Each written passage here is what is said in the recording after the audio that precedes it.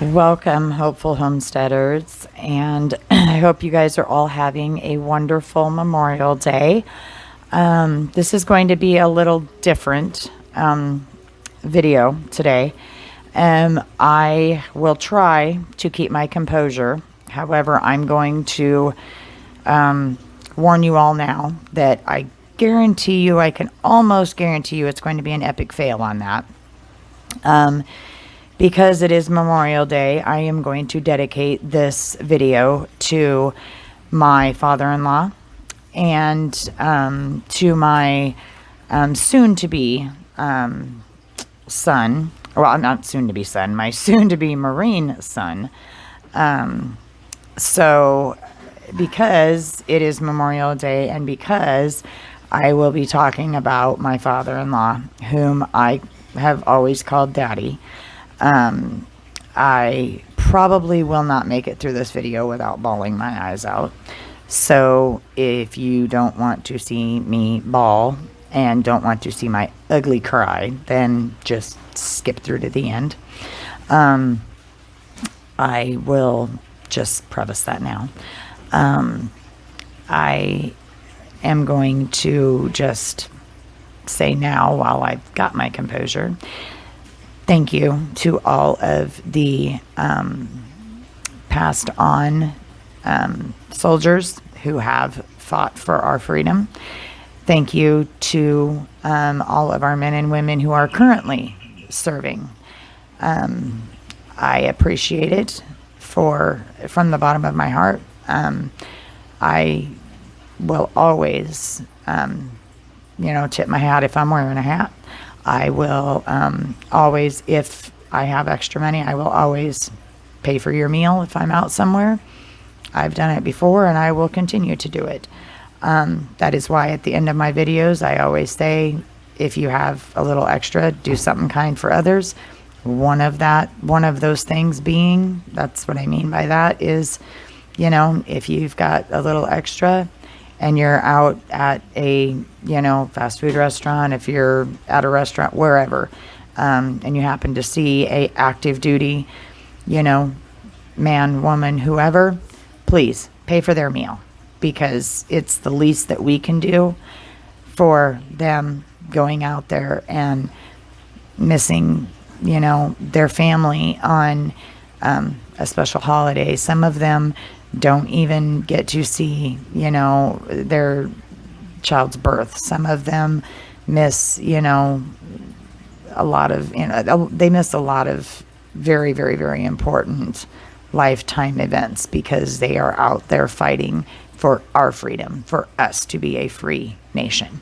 So please, please, if you do nothing else in this world, please, at least pay for their meal. Just do something nice for them. That's all I ask. So I would like to dedicate this video to all of our fallen soldiers and all of our active duty men and women. And thank you all for serving this country and making this a free nation, because it is a great nation. And it's wonderful to have a free nation. So thank you. This video, like I said, is going to be dedicated also to my father-in-law, who was a active duty Marine and a reserve Coast Guard. I will touch a little bit on that later on in the video, but while I've got my composure, he was one of the, well, I won't say one of, he was the only man that ever showed me that not all men hurt. Not all men are out there to abuse you. Not all men are out there to sexually abuse you. And not all men with facial hair are out there to abuse you. He is also the staple to showing me what a true dad is and what a true father and grandfather is. And he is also probably the only reason why I allow, should I say allow, why I am okay with allowing my husband to have freedom fighter sticks in our home and have them around our children, because of him, he has put a very big, huge, what do I want to say? A very big,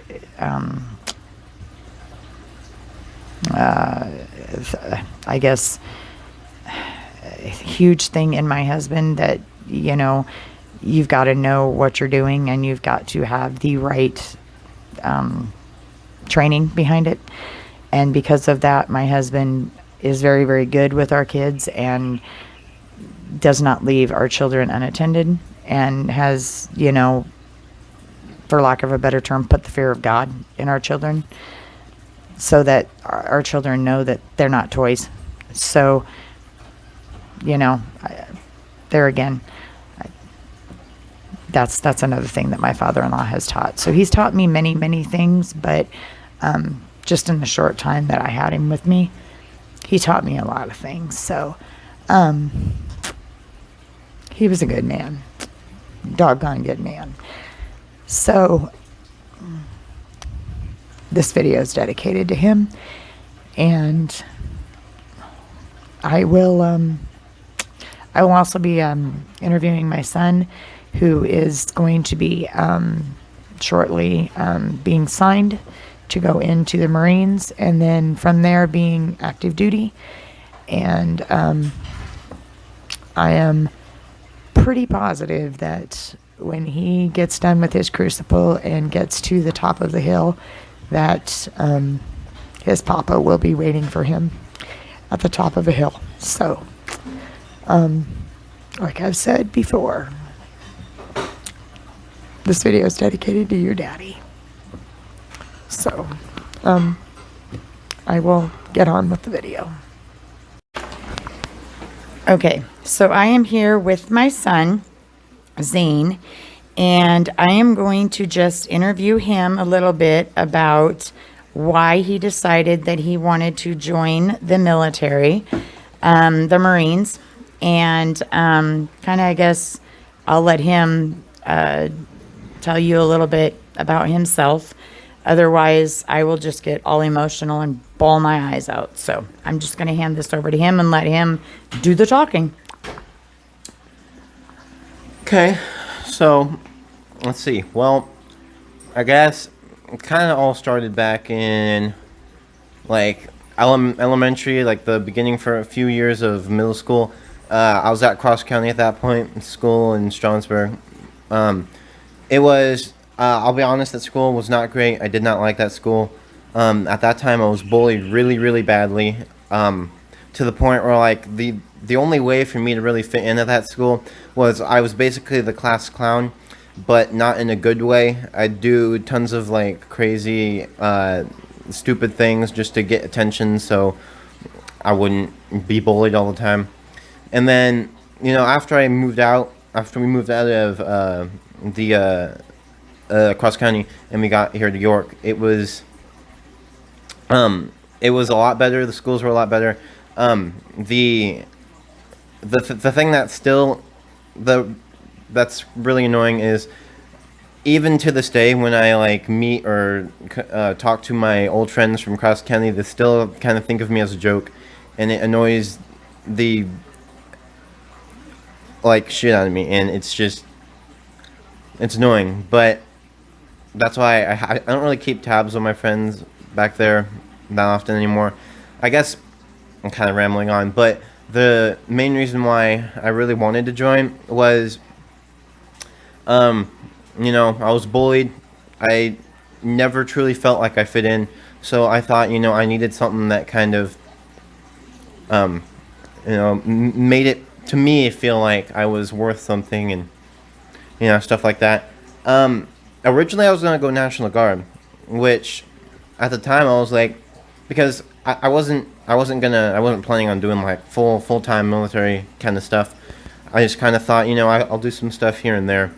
But then, as I kind of gotten into it, and then all my other friends here in York, they were going to join the Marines, and I was, and I had talked to, well, and then the the recruiter for the Marines went to our school, and he's just, I like the way he came across about the Marines. It just, I really liked it. And after that, we kind of went to, every Thursday we'd go to Grand Island and we'd work out and do some knowledge of the Marine Corps. And I just like fell in love with it. And then like the whole community and brotherhood of the Marine Corps, I just decided that, I'll do Marines instead of National Guard. But and I mean, even now, like, I'm really glad that I did that, because like, sure, National Guard would have been cool, but I feel like the Marines would have, it's it's gonna make me really happy because of the whole brotherhood thing, the whole counting on your friends to the right and left of you. It's great. I think it's amazing. I mean, for the most part, that's kind of the reason why I wanted to join. It was being able to be recognized as more than just a weirdo or someone that's not worth anything. I wanted to be worth something. And I mean, at the time that I decided to do it, I didn't really know of many people in my family that joined the military. And then later on discovered that my dad's dad was a Marine and did Coast Guard. So, and then there's a bunch of other people in my family that did the military. And I just thought, I'll carry on the torch, in other words. And I guess, that's about it for me. So, I mean, that's why, I figured today was, a day to do it, and I will try to do this without completely and totally losing it, but it's going to be an epic fail. So, he is my oldest son and my only, well, not my only son, but my oldest. He was my firstborn son and my, he's my oldest, my oldest and firstborn son. And so with him, when he finally came to me and told me that he was going to join the military, for one, I just about lost it. And then when he told me he was going to join the Marines, then I really lost it, because it was like, aw, he's going to do it. And then it was like, aw, this one's for you, Daddy. So it's really near and dear to my heart. So that one kind of, it really, really rings true. So I wanted to, kind of give you guys the background on that. And I figured today was the day to do it. And, then it was, since I'm doing the whole thing with Memorial Day today, and, just to give you guys a little bit of background on my father-in-law. I didn't have, I don't think I've ever told you guys, but, my father-in-law really was the only dad I ever had. He's the only dad that I ever claim as a dad. He's the only dad that I really will ever claim as a dad. He was the only dad that ever showed me that not all men hurt. Not all men are out there to do something bad to you. As a young kid, I went through extensive sexual abuse. I really won't get into that, but he was the only man that showed me that not all men with facial hair are out there to abuse you. So he meant a lot to me and still does. And so with him being, military and being, Coast Guard and Marines, and then my son now going Marines, it's pretty big. So the Marines the military in general are pretty big to me. So I will have my husband also tell you a little bit of the background on my father-in-law, and like what he did in the Marines. I do know he was a drill instructor or drill sergeant. Would Yeah, you drill get sergeant. down? Yeah, drill sergeant, and I don't know what he did in the Coast Guard, but my husband can tell you a little bit more about that. But I have a couple. Would you get down, Sebastian? I have a couple pictures I will post after this of my father-in-law. He was also a chaplain for the police department after he got out of the military. I have a couple pictures that I will post. One of him in his, whatever they call it when they're in their chaplain thing. And then one when he was a deacon for his church. And then I think there's one of him in his kilt. So, yeah, he's pretty special to me. So, when I talk about my dad, that's who I'm referring to as my father-in-law. So, that's kind of what today's thing was about is, for all you military out there, hoorah, my hats go off to you guys. Semper Fi. You guys are the backbone for a lot of all of this. You guys are our freedom. You guys are why we can do what we can do. So, I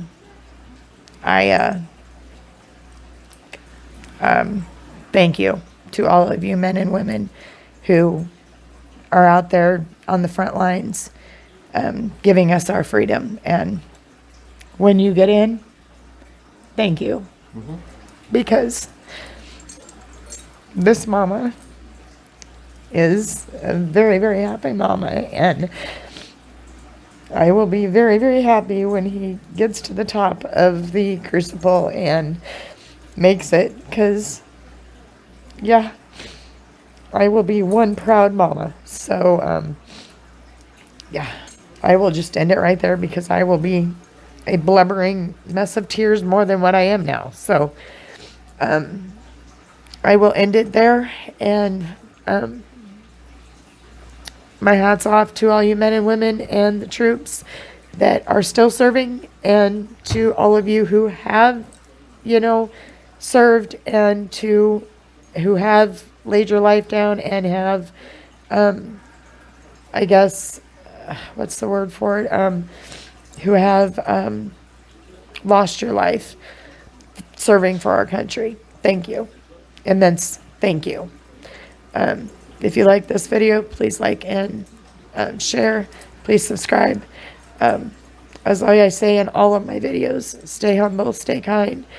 If you can, please do something nice for others.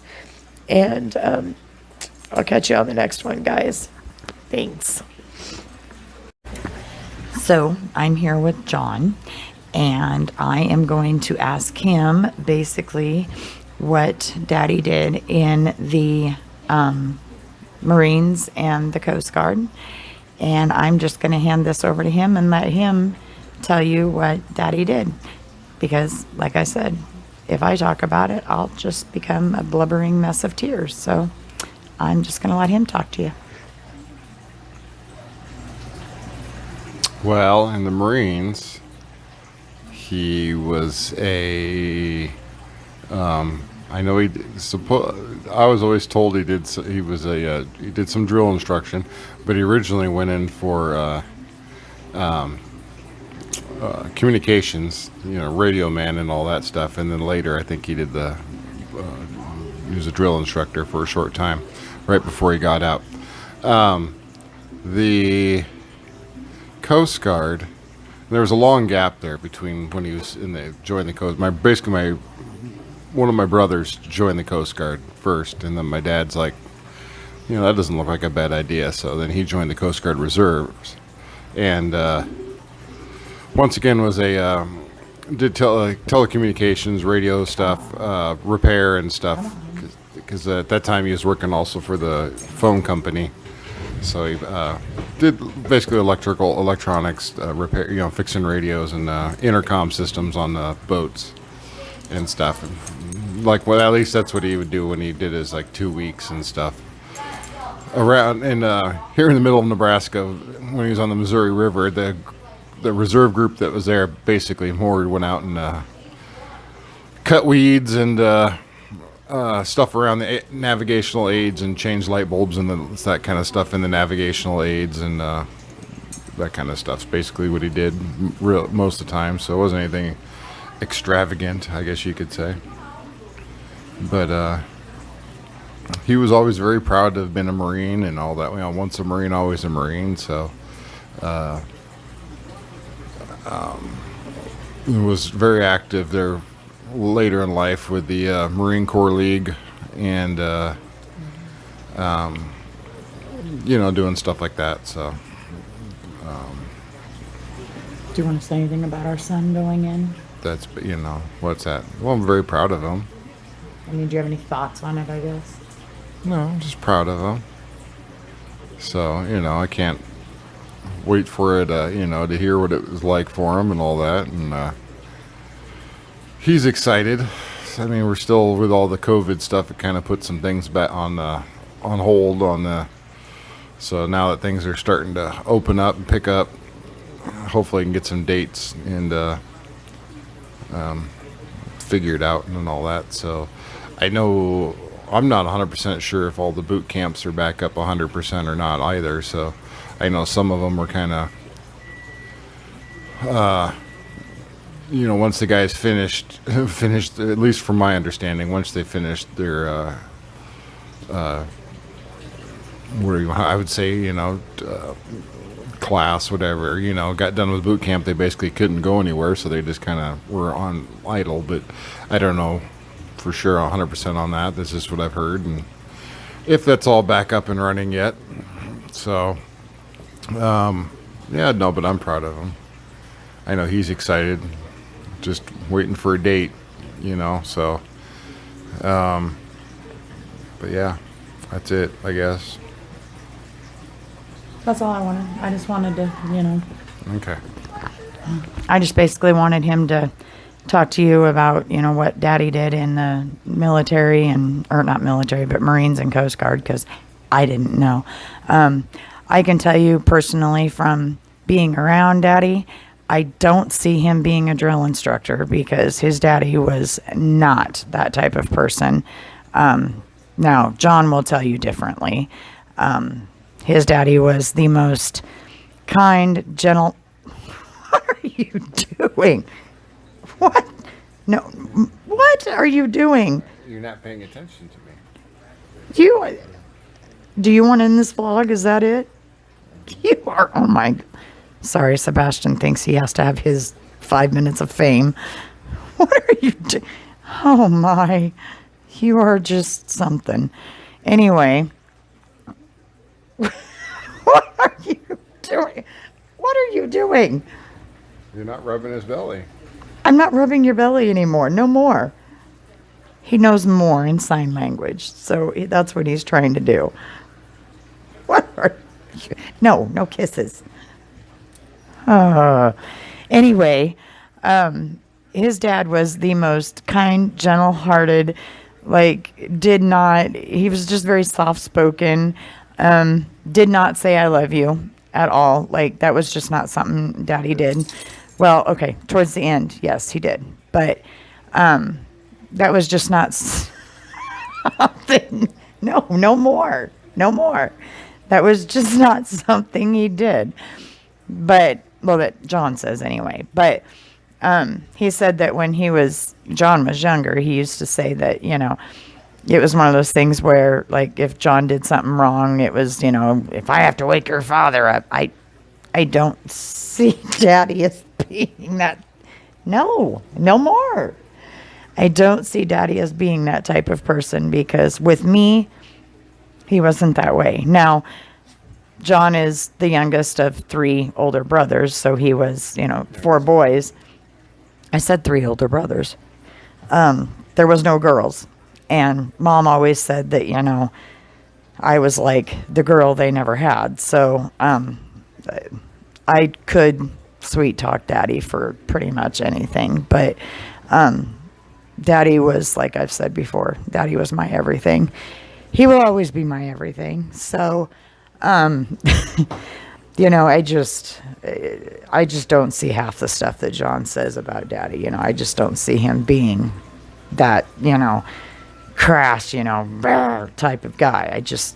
I don't see him ever, being the, strict man that he says he was. Even with the grandkids, you're not talking.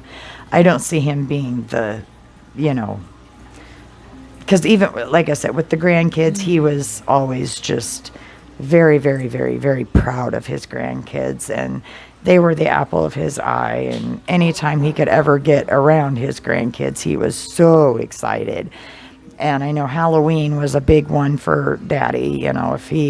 Every Halloween he would take them to a pumpkin patch, and they would pick out, the smallest pumpkin, because they didn't want to, overburden Daddy with, spending too much on a pumpkin. And so Daddy would be like, no, you got to get a bigger pumpkin. And so it's just, his dad was just the best dad that anybody could have ever asked for, and the best father-in-law that any, wife could have ever asked for. So I just think he's great. So, yeah.